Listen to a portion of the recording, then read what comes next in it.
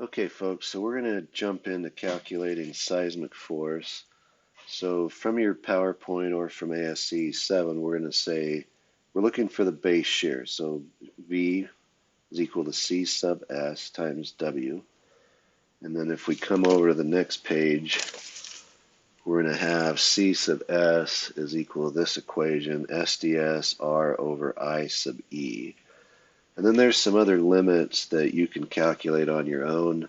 Generally don't tend to control, but you can determine that for yourself. Okay, so let me just write out the C sub S equation. So SDS over R over IE. And earlier in the wind video, I showed you the ATC calculator, which gives us SDS. So, but let's go ahead and just do it from the beginning. So to find SDS, it's going to be 2/3 of SMS, and SMS is going to be FA times S short. Let's start with here, we'll work backwards. So S short we're going to get from the seismic map or from the geotech or from the ATC calculator. I'm just pulling up ASCE 7 now, and let me get to the right page. This is how the code life goes.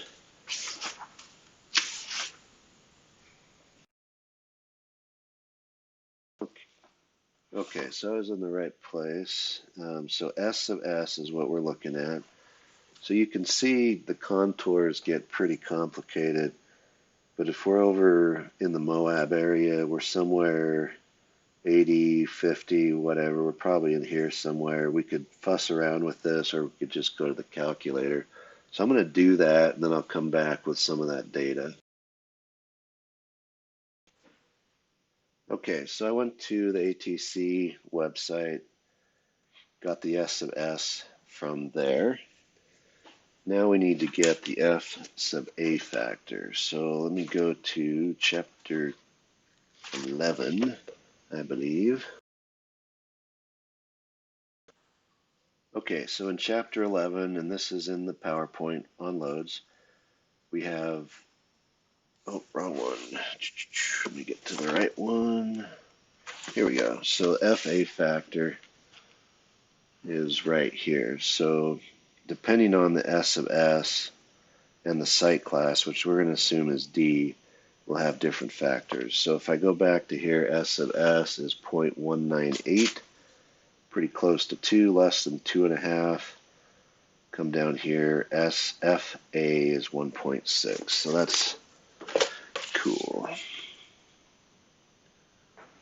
1.6. So now I can find, let me just calc SDS directly. So it's going to be 2/3 times SMS, which is FA times S sub S, 1.6 times 0.198. Grab my old HP machine. And that glare doesn't work. So let's put it here. Okay, so 2/3, 0.198, 0.211. Okay, we also need to calc SD1, but I'm going to leave that for you guys. So with this, we can keep going. The next thing is we need to know R and IE. IE is 1.5 for hospitals. That's basically, that's the seismic risk. And then R is going to depend on the lateral system we choose. So if we go to chapter 12, we have these nice big long tables that provide that information for us. So if we come here, let me hold that up and re-zoom it a bit.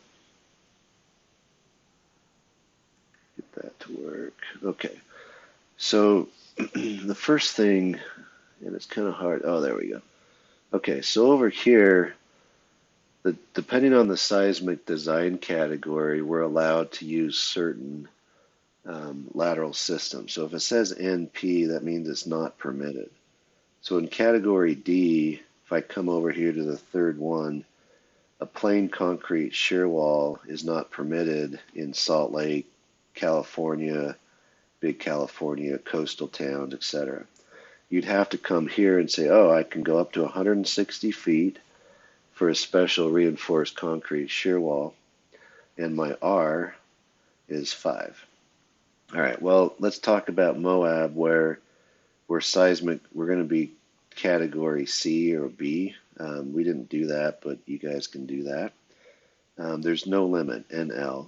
Let's say we were C, we couldn't use that. So we could use an ordinary reinforced concrete shear wall. We could use a light frame sheathed wall if we come over here. Those actually are legit in high seismic areas. So anyway, this table is, part of that's in your notes. This table is what you'll use to get your R factor, and then omega naught and C sub D come later. But for now, we'll pull R. Let's say we're going to be a special or an ordinary RC wall. It's got an R of 4. All right, so I'm going to write that down so I don't forget, because I will. So now I have all the data we need to calculate C sub S. So C sub S is equal to SDS, which comes from there.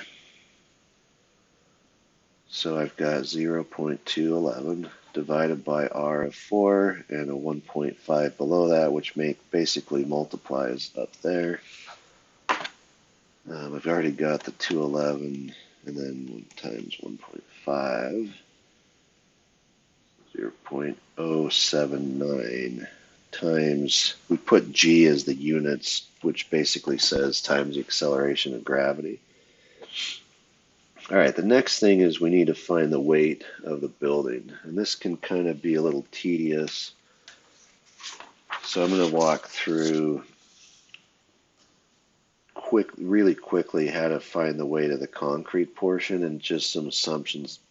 You can probably take this a little further. So basically what I want to do is calculate the area of the floor plate of the concrete building. So I'm going to have 25 times 60 feet plus 28 times 30 feet. That gives me the area of the floor plate. So area of the floor is equal to 25 feet times 60 feet plus 28 feet times 30 feet. And you say, well, you're using centerline dimensions, and that's true. If you want to figure out what the slab edge distance from the architectural drawing is, you could add a foot or two, and that would be worth doing on a project. Okay, so let's get that number here.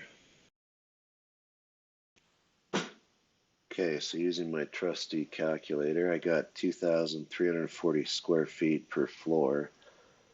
And I'm going to say, we come back to our concrete dead load calculation.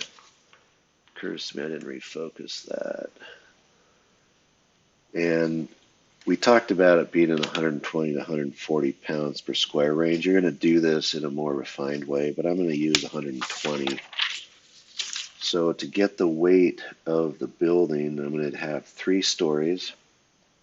So 2 suspended levels and 1 suspended roof above that, times the area per floor plate of 2340 foot squared, writing down my units, and then times 0.12 kips per square foot, which came from my dead load calcs.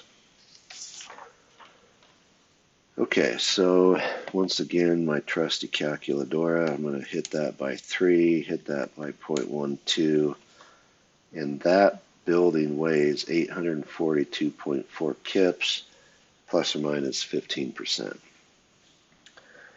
Okay, now to get the base shear, I just plug this into my equation up here, and I'm golden.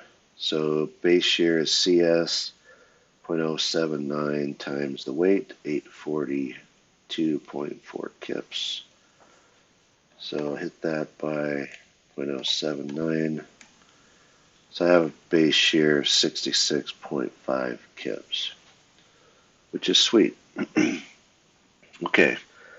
Unfortunately, that's not all. So we've got to now decide how much of that base shear gets up into each level. So what ends up happening in seismic design is the shear increases as you go up in the building. So the seismic force increases. So there's an equation that helps us calculate that. So let's go ahead and jump into that, and I'm going to do that as a separate video.